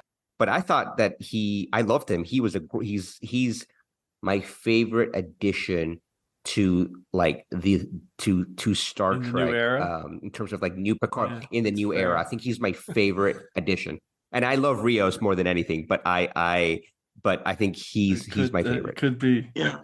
That's amazing. I haven't thought about it in that context, but of all of new Star Trek, he could be the best thing. Kim, what's your take? I really love this character. You guys did a great job of making the case for him, and I enjoyed your recap sections of Shaw moments on all the Trek recaps. And I was going to quote the line about "we just got cornered in space, which has no corners." He had a lot of good little lines like that. Like, I think it's important to let you know I was having a good day before this. Right. Yeah, that's so good. And then so good. And his little nod when Riker has his line of excellent use of the word burgle, and he's like, yeah, that was kind of good use of the word burgle. On my imposters, my 5 words was, and I love this moment because again, it's him being a dick, but it's also him not being a dick. So he walks in at the beginning, he sees Seven, Riker, and Picard. This is the beginning of imposters, and he's like, hey, I already called Starfleet, but I'm going to do you a favor. I'm going to walk out of the room so you guys can get your bullshit story straight. That's him doing them a favor. He's by the book, but he's also stepping outside so they can get their story straight. I love it. That's a microcosm for me. It's a great character to create. Like when you're bringing somebody in, when you've got 7 beloved characters and 7 of 9 and Rafi too, that you're invested in and that you're here for the whole season, to create a brand new character that is competent and smart and has a rounded personality, because he's also a jerk in a lot of ways. But he's, got the backstory, and to have somebody you care about that much as a new character is really quite a feat. And I think he's fantastic. It's an incredible accomplishment. I also imagine that like Todd, what's his name? Todd Stashwick. Yeah. I like, he kind of seems like he's a lot like that character just from like the interviews and things like that. I'm not saying the asshole part, but I'm talking about like he just seems like a great guy that you would want to hang out with. He just seems wonderful. Yeah, for sure. That's definitely Metalis wrote it for that. Sorry, Chris, go. Just saying that Shaw was like a breath of fresh air in the, okay, yeah, we got this plan. This is what we're going to do. And Shaw just says, no, because I want to go home at 5. Yeah, exactly. That's exactly what it is. And he cares about structure and meter, which is a lot like this show. So let's go to the end of round 2. Kim, who is your character? I think I know this. You do know this, I think. The 5 words are doomed before I was born and hashtag Constitution class man. Oh, so good. My character is Jack Crusher. / box? No, just Jack Crusher. Good. Okay, cool. As I said, I really kind of hated the Secret Son idea when I heard people talking about it before the season, and this character just won me over immediately. We joked a little bit about how he comes across as like a rogue or Han Solo, and he's certainly got that swagger, but he's not really a rogue. He has a lot of bravado, but he genuinely cares about people, and he really feels guilty about putting them at risk. And I think that like he is a perfect mix of Picard and Crusher, and I love that you can see those elements in how this character comes together, because he's compassionate. He's also helping people in sickbay right away. When Shaw is injured in 17 seconds, and Beverly's like, help me with him, help me roll him over, and he comes over and helps him, and he's helping to support him, and he's like, I'm so sorry about this, sir. Like, I did not mean for this to happen. Right. It's genuine, and he says that to Riker too. He's like, I didn't ask for any of this. I don't want people to be looking at me and hating me for putting them in this danger, because I wouldn't have done that. And he tries to give himself up a lot of times. He's willing to sacrifice himself right from the beginning and disengage if it'll help save his mother and the ship. And he offers to trade himself for Riker, and he doesn't. So that aspect of him, I think, is genuine and really comes through and gives him, it definitely makes you like him. And you also see like his youth, like he is very impetuous and has that bravado and can be genuinely brave, because he's willing to confront Vadic when it's time to do that. But he also is young. And so when he went to go see about meeting his father and thought he would just kind of scope him out in 10 forward in the bar and see what he thought before he decided whether he actually wanted to meet him. And he asked him the question about, like, what about a real family? Yeah. And Picard gave his, flippant little answer for the group of cadets who all applauded and thought it was wonderful. He was hurt and he didn't stick around. But that feels realistic to me, right? Like people make those types of judgments and move on from them. So I didn't pick this because the episode I picked for him was the bounty, because I think you get to see how he is at the beginning after he's diagnosed with rheumatic syndrome, and he's kind of shattered by that. So I love that acting scene, like it's really cool. Then he gets to connect with Sidney LaForge about their parents, because he's very observant and kind of noticing what's going on when Geordi comes on board. And I love his minor larceny quip with Sidney and Alondra. He comes up with this, so good. It's like, what do you think about this? He's like, let's just go steal the cloaking device and try and install it on the ship ourselves. I caused quite a lot of this. And your sister, on more than one occasion, has flown us out of the mess I made. Rather wonderfully, I might add. Okay, let's reset our phasers. All of which is a preamble to me asking 2 very simple questions. 1, how well do you know this museum? 2, what's your temperance for some, shall we say, minor larceny? It's really like he's fun, and he's got that aspect of gumption, I guess, in that sense. But I like going back also and watching and Disengage, when he knows who Picard is the entire time in that episode, but he is still hurt and he's not willing to open up, and he's not going to volunteer that information. God, perfect summary. So many moments. And that moment where he is there watching Picard give those speeches in wait, that's No-Win Scenario too. Yeah. That's No-Win Scenario. Yeah, incredible. What an episode. So the thing I'll say, because you kind of touched on it again, is that he's got that mix of Beverly and Picard, and it's on the page, but it's really this guy's performance. It's just incredible what they pull off with this character, and just genius. I just have one last comment, which is, if you're going to build your whole season, again, you're going to have Shaw as a main character throughout the whole season. You're going to have Jack Crusher, who you've never met before, be a main character for the whole season. It's got to work. Yeah, and it really does. If you don't nail it with these 2 kind of guys, who we just picked 3 of our 4 picks are, Jack Crusher and Liam Shaw. If you don't nail that, it's not going to work. And they nailed it, and it worked. Carlos. Yeah, I liked what you said, Kim. I do think that obviously we talked about his bravado and his rogue nature and kind of his attitude and things like that. But it's just all a front, right? He really does care and he's sensitive and he is, and obviously at the very end, they make him, I don't know if it was a joke or, they say that he's going to be the counselor. And I think that there's something to it, right? Like he's in tune. Yeah. He is sensitive. He is someone that really cares and feels. Yes, he puts up a front and that's partly him as well. But ultimately, at the end of the day, he's somebody that is genuine. And, we as the audience really picked up on that. And I think he's a great character. Chris, final take on Jack Crusher. Jack Crusher could have been a retread of Jason Vigo from the episode Bloodlines, but the way that Espaliers brought those qualities, like has already been said, especially by you, Kim, about his caring, his sensitivity, and his just gutsiness at times as a mixture of both of his parents. It was just so perfectly realized as he was the son of both Jean-Luc Picard and Beverly Crusher and had the best of both. Even when he flew off from the Titan toward the beginning of Vox, and Picard said he has the best of you and the worst of me when talking about him after seeing the show go to warp. It was just such a beautiful take on who he was as a character in the series. So good. Your Jason Vigo point's legitimate because, and again, it's a TV series that was late in season 7 of a 7-year run where they're doing 26 episodes a season. He is similar to Jason Vigo, but Jason Vigo, it didn't work because that actor didn't work and the whole thing just didn't work. Really did not. This is where it works. I mean, I know he wasn't his son anyway, but the point is it just was never connecting. Yeah. This is an example of that connecting and working and just a home run. So, okay, let's go to round 1, our top episodes of Picard season 3. Carlos, hit it.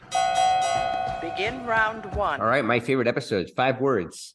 I do see you, #Return of the Mac, and it is Imposters. My favorite episode. Love it. It's my favorite episode. 3 times. Yeah, so wow. Good. I loved episode 10. I loved 4, 6. But I think in my heart of hearts, it's number 5, and it's everything to do with Ro. I also feel like you could really see the show. You could almost break the 10 episodes, at least in my head, as episodes 1 to 4, and then 5 to 8, and then 9 and 10, right? And I think the shift in the story when the changeling threat is really exposed and Ro comes on board and really kind of dials it up before the Borg Queen dials it up again in episode 9. It's wonderful. Everything about it is wonderful. And I loved, the effects. I talked about, the shot with the Intrepid is going to go down in history of one of the coolest Star Trek effect shots, I think, ever. So good. I love 7 in the episode. Everything about that episode to me is, I think, what Picard, the show itself, when it's at its best, right? Because it looks to its history, it looks to nostalgia, it looks at what happens before. And in this episode, we have the changeling threat. Really, we have Ro. But it also kind of looks to the future. And so I think of the episode very much as a microcosm for when the show worked at its best. And it was, again, when it had one foot in the past and one foot very much firmly going into the future, right? And I don't need to, I think we've talked about it enough, but I thought it was a brilliant episode. And it is definitely, without a doubt, my favorite episode of the series. I love it. Chris and Kim, any final takes on Preemptive Strike Part 2? Which is a worthy moniker. It is a great episode. That was close to being my pick, but for all the reasons that Carlos said, yes, absolutely phenomenal. Love it. Okay, well, let's get to your pick then. Chris, what do you got? Okay, so my 5 words are, will they survive this one? The hashtag is silent running under pressure, and my pick is no-win scenario. And this was tough because, like I said, with Imposters and several other episodes, I mean, this season was almost an embarrassment of riches in terms of the strength of the episodes. And this one really stood out because for a couple of reasons. The first being that it was in the style of some of the best episodes of Star Trek and the best films like Balance of Terror, Wrath of Khan, Best of Both Worlds Part 1, where you had ships playing cat and mouse with each other inside nebulas or in the depths of space. And just seeing the Titan having this conflict with the Shrike, but also the conflict inside the ship with the changelings. And then you have the conflict between characters. Like you had the Shaw and Picard conflict, for instance, and all that just worked together to ask the question, how in the world are they going to get out of this? Because especially with Riker going against Picard at the end of the previous episode, saying, get off the bridge. And my heart just sank because I just didn't know how. I knew they were going to get out of this, but it was like, how are they going to get out of it? And it was just one of the bleakest moments for the crew because it seemed like everybody's dead. Everybody is going to die. And I know that there are 10 episodes, but they may just be doing this in Stovacore or something. But the other thing is that the characters had moments to shine, with the standout being Beverly, when she realized what was going on with the creature that they were and the area of space that they were in, which was actually a nursery, which was a great callback to Encounter at Farpoint. And there were moments of healing, especially the Riker and Troy scene at the very end, where he's talking with Deanna instead of recording a log like we had seen him do earlier, and in the hopes that it would be delivered to her. And the last moment I'll comment on is the last new moment, rather, is Riker using the tractor beam to hurl the asteroid at the Shrike, which is extremely satisfying. Oh my God, that's so good. That was just one episode that just really hit on all cylinders with me. Yeah, the pace and the visual effects. I mean, that episode, everything just bursts off the screen. It feels like a little mini movie. I mean, it really feels like it's got that level of production and pacing and all the different storylines with the peaks and valleys and the highs and lows of everybody. And all framing it around Jean-Luc telling the stories and trying to connect with Jack in that scene. Everyone remembers that scene because it's Shaw interrupts and says, the only Borg so deadly they gave him a goddamn name. Mm-hmm. But before that, he's trying to connect with Jack, and Jack won't do it. Jack's like, I'll tell you a story about when I hustled somebody, and he won't actually connect. And it's just really the framing of this episode is perfection. Carlos, what's your quick take? Completely agree. I think this was my second favorite episode of the series, right? Yeah. I think that it's a satisfying conclusion to that first kind of, the first 3 episodes or the first 4 episodes. And it's also so like everything about it is so like Star Trek-y, right? It just feels like, obviously the end with like the creatures being born and the callback as was said to Encounter at Farpoint. It just feels very Star Trek-y. It's big stakes. The effects are fabulous. The story is great. It's just, it's everything that you want in a Star Trek episode. And I think it's as good as the best Star Trek movies in that episode alone. Agreed. It really is. It's that good. Kim, what's your take? Well, you can fire the Defiant torpedoes. Let's hear this. I love it. Fantastic. Because this is also my favorite episode, and I picked 5 words are to seek out new life, and the hashtag is Bob's your uncle. So let's talk about the space babies.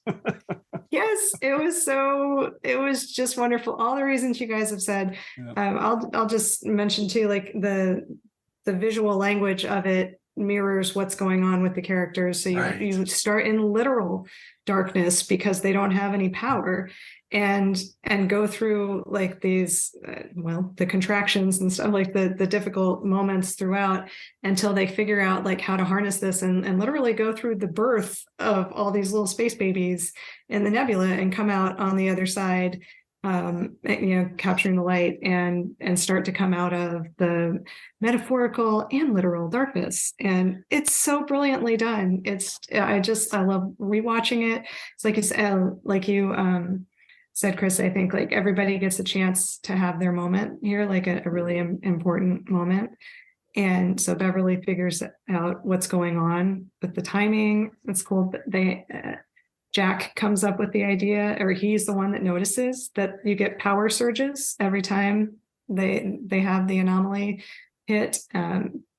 Picard has to approach Shaw to ask him to help, and he gets to work with Seven, and they all have to, Picard and Beverly and Jack have to convince Riker that it's worth trying and help, like, find that hope. Let's do what we do well, right? That speech. Yeah. Which was Beverly, right? Yeah. Deanna would say it's about trust. Look where we are. Here, all of us, in this moment. So let's do what we spent our entire lives learning to be great at. It's wonderful. And then to get to see Deanna at the end. We've been here before, Will. If this is the end, let's face it together, doing what we know we do best. Riker just seems so, like, I don't know how to say it. It's like just like coming out of brokenness. He seems so small, and I'm so happy that the episode and the season like made time for those little moments that you could just breathe and be with the characters and kind of see what they're going through. And because I like to think of Star Trek as having so many hopeful elements, I love the hope that exists at the end of this episode too. And now that Picard knows too, like, why Jack didn't come to see him, it allows him to start getting past some of his anger. Because I think when he had left Beverly in 17 seconds, I mean, first he realized he didn't want to lose Jack when he was about to die at the end of 17 seconds. And he tries to come and he's like, well, let's talk. And, it was nice to hear a story about the old Jack Crusher as well. Yes. But it's when Picard realizes what had happened the few years before, it allows him to realize, okay, maybe I might have had a role in pushing him away too, maybe unknowingly, but yeah, that last second reveal was emotional. Yeah. Yes. Yeah. Yeah. So great pick. So good. Okay, let me do this. I'm just going to read you a line from my Trek Core review about my number one pick.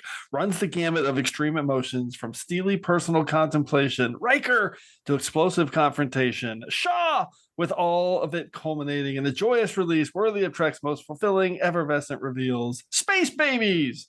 So, no win scenario. Is also my number one episode. Awesome. So all three triple pick.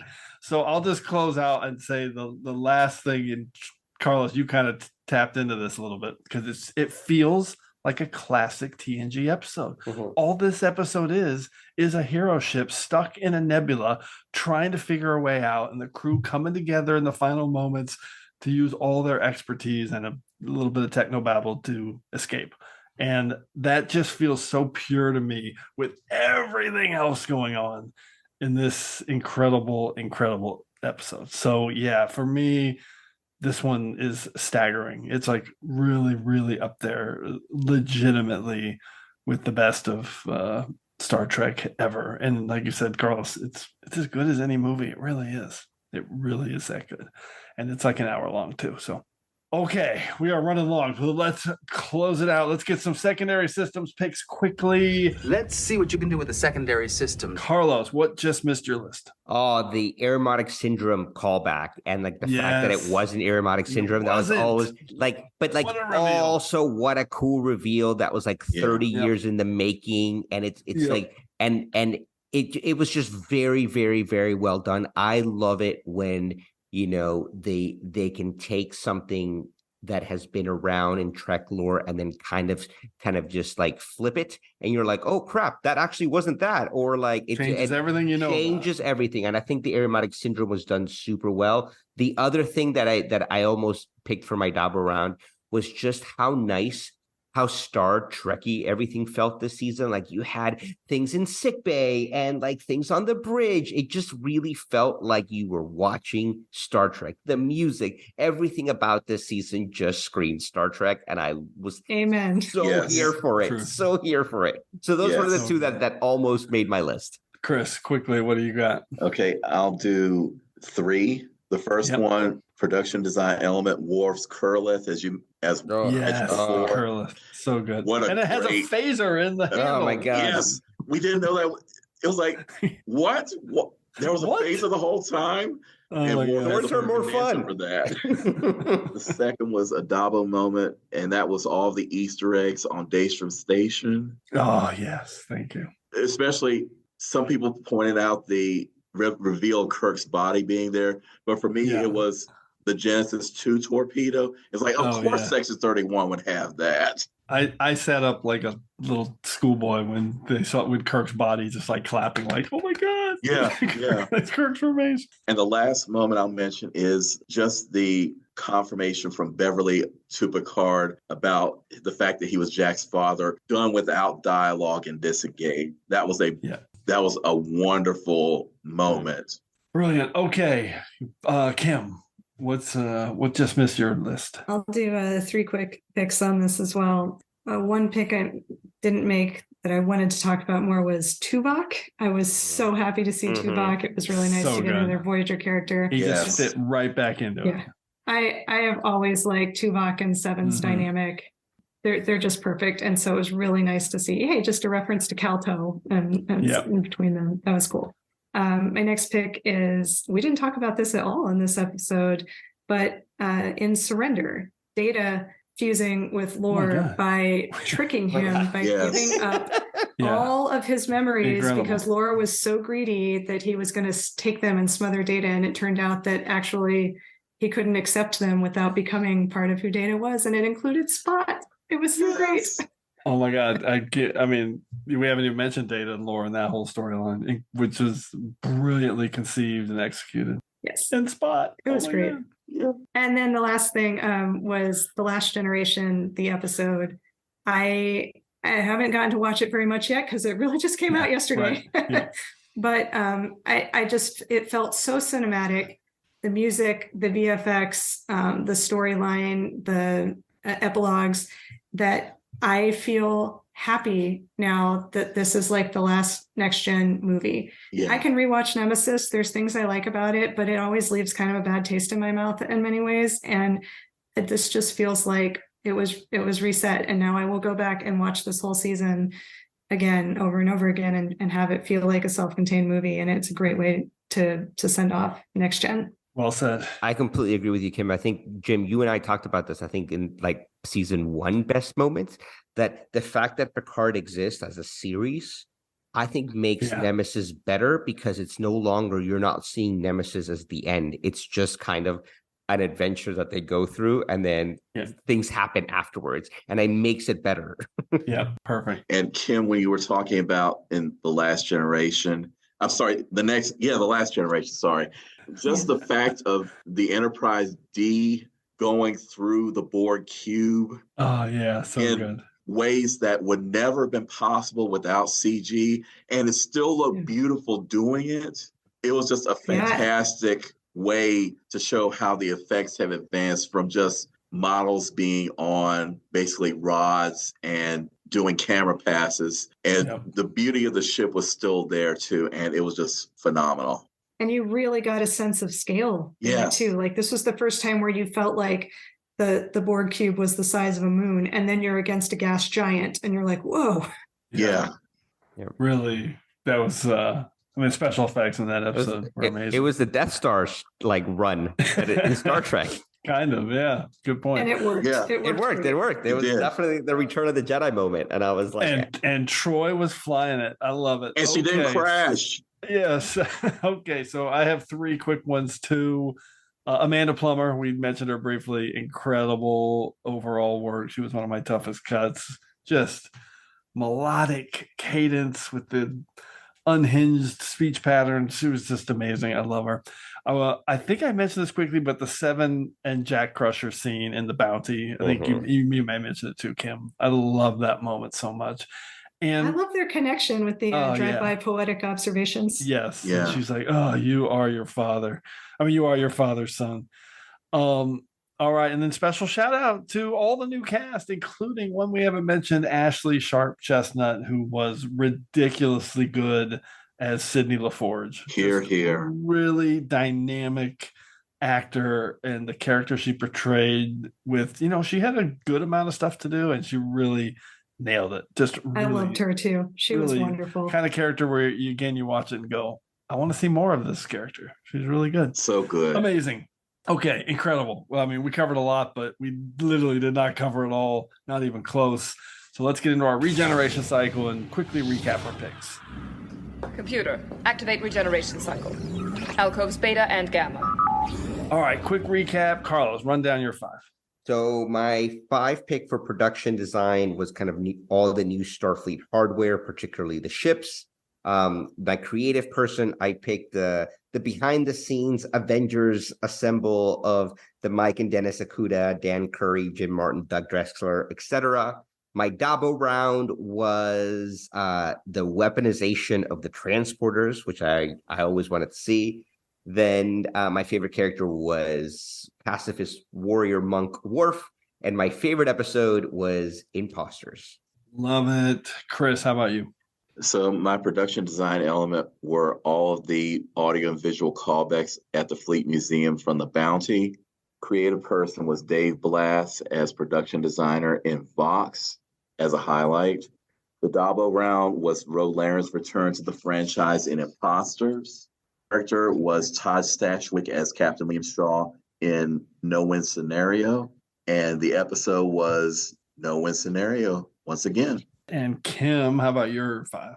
My number 5 pick on production design was the jackets with the episode Dominion.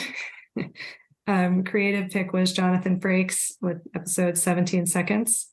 Wildcard was the return of Beverly Crusher and Gates McFadden, and also in 17 Seconds.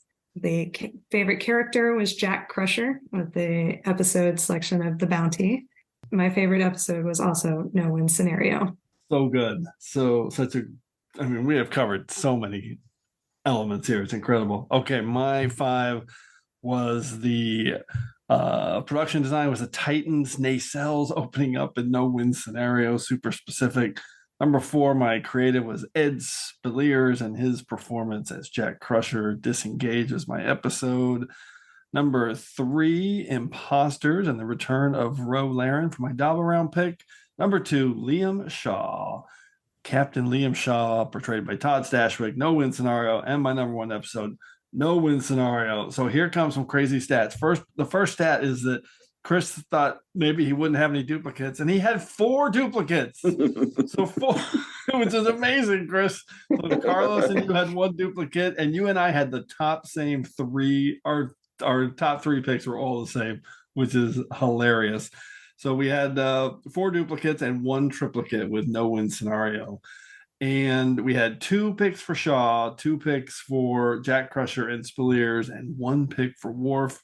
And this is also funny now. So I said this after 8 picks, we had 8 episodes reflected.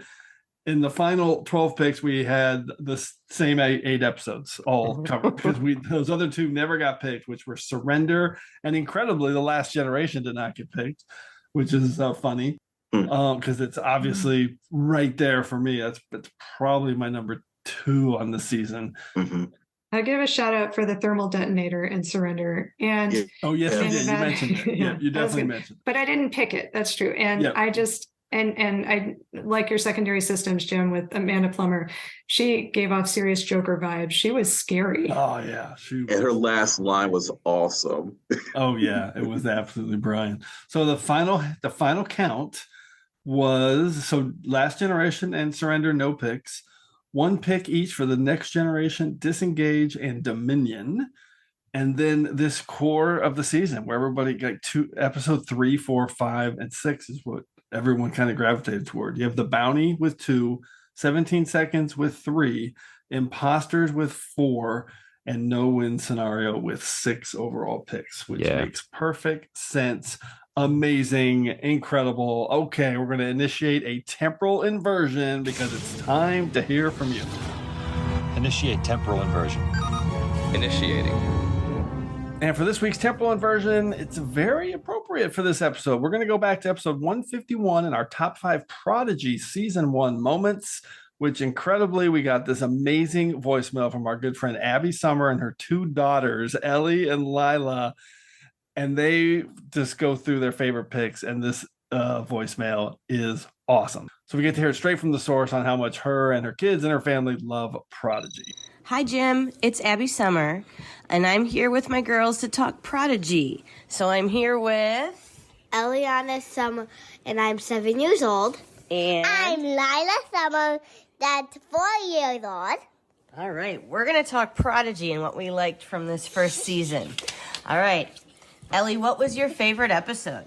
Ghost in the Machine, because I like how all the programs come together to make one giant episode. It's very cool. A clue. That's very funny. All right, Lila, which episode is your favorite? It's when the ship blows up. Oh, and the last one? Yeah, that was a very exciting episode. Okay, so vote for Supernova there. All right, Ellie, back to you. Who's your favorite character and why? Murph, because I like how he's a space worm, because nobody knew that until they went to that little blob that was like that little transporter that was in space. And then they figured out he was a space worm. And I like how he goes through metamorphosis. Yeah. It's very cool. I like that you know the word metamorphosis. All right, Lila. 1 second. Yeah. Come here. Who's your favorite character? It's Gwen. How come? Because she can defeat people with her sword. Because when I like them. Yeah, she's got a very cool heirloom, doesn't she? Yes, she does. Yeah, you like to pretend that it's on your leg and you have a broken leg, don't you? Yep. All right, last question. Ellie, what is something cool about Prodigy that you just want to talk about? The proto drive, because it's so cool. My second favorite episode, though, it was my favorite before season 2 came out. It was the one where they all go in different times. That's a very cool episode. And I want to talk about that episode. I like how the proto drive is the one who makes that whole episode go how it's supposed to. Okay? Yeah. That makes a very cool episode. Yeah, we watched that one a lot. Yes. All right, Lila. What's something cool that you want to just talk about Prodigy? I'm thinking I liked when the vinyl, it was not really the vinyl, because when they're on Tomorrow, the plants tried to eat their ship, but he was on the wrong ship. Yeah, that was pretty funny when that ship tricked him, and it was actually Murder Planet. Yeah. All right, so if you had to say how much you love Prodigy, what would you say, Al? I just love Prodigy so much I can't. Oh, I just gotta explode because I love it so much. What about you, Lila? How I much do you love Prodigy because everybody's my favorite because I have posters of them. Yeah, we got posters for Christmas. So we just had to share the Prodigy love because we love watching it together as a family. So thanks for the wonderful episode on it, and here's to many more TrekRanks. Okay, love those picks. Thank you, Abby. We had Ghost in the Machine, Supernova. Everyone loves Murph, obviously. Gwen got picked. Protostar, Time Amok. Brilliant stuff. I really appreciate that. Abby, Ellie, and Lila. Awesome voicemail. All right, once again, those picks more than enough to clear ourselves from this week's temporal inversion. So as always, I want to thank everyone for all your great responses to the TrekRanks podcast. Please keep your list coming to me at TrekRanks on Twitter so we can retweet them. But we also want to hear from you. So put together your own list of top 5 Picard season 3 moments or a list from any of our past shows. Give us a call at the Tricorder Transmissions at 609-512-5527, or you can just record it, send me a DM, we can connect that way. So hopefully we'll hear from you so you can be featured on the next episode of TrekRanks. And on the next episode of TrekRanks, we are doing kind of a weird one. It's going to be fun, though. It's a definite change of pace. It's our top 5 best hot mess. So what is a hot mess? It could be a character, an episode, something you love, but it's kind of a hot mess. So what would be on your list, Carlos, Chris, and Kimberly, if you can come up with one? I know this is a tough one. Lieutenant Barkley's a hot mess. There you go. You just got one. Barkley's a hot mess, and that's a perfect way to frame it. Could be that. Chris, Kimberly, anything? Barkley. Okay. Damn, I can't pick Barkley now. Janeway's attempts to make food in the replicator. There you go. That is a hot mess. That is very good. That is so good. Okay, I love it. Looking forward to that one. It's going to be fun.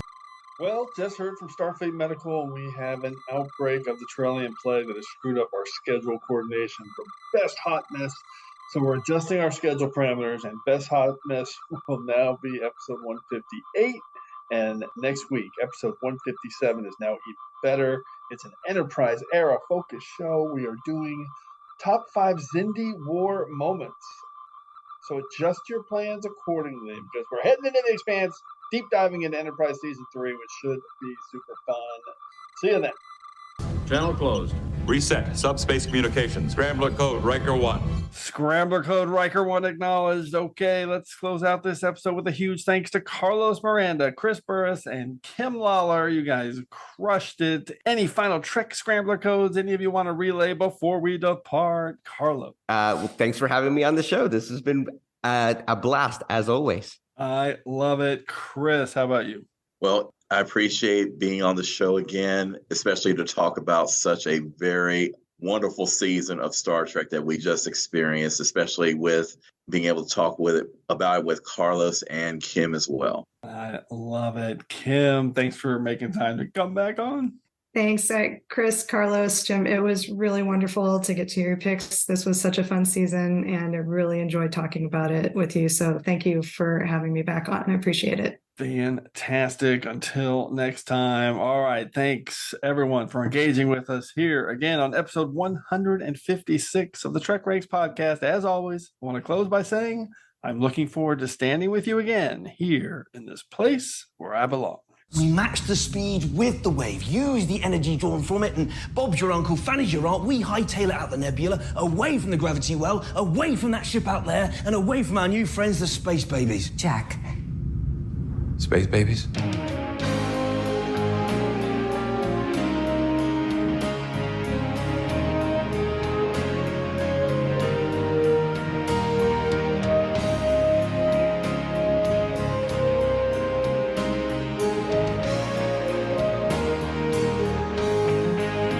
Just want to remind everyone again that the entire TrekRanks catalog is available for you to download and listen to at TrekRanks.com and on your podcast player of choice. Our episodes never get carbon dated, so check out the topics you've missed and maybe just want to listen to again over at TrekRanks.com. And a reminder to check out our friends 5-Year Mission at 5yearmission.net. They're writing a song for every episode of Star Trek, and you won't believe how great their music is. They also have a podcast at the Trek Geeks Network, so seek them out. You won't regret it.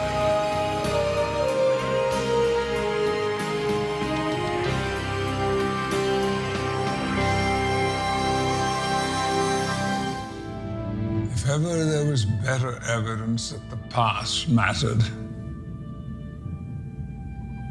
it's right here. How many times has she managed to save the world? No doubt more than the years will allow 3 old men to remember.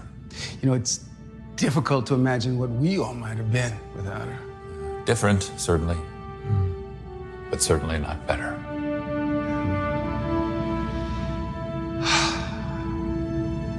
Computer, initiate shutdown sequence.